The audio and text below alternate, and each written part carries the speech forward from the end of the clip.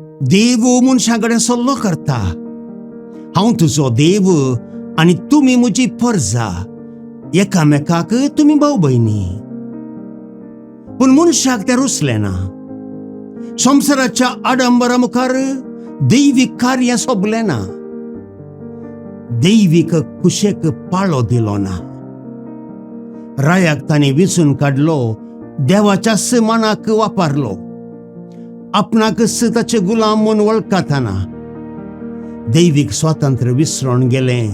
संवसाराचे गुलाम जाले, पातकी जिवितांत आपणाचेंच नास मागून घेताना. तर उठ मनशा, रड तुजें पाताक.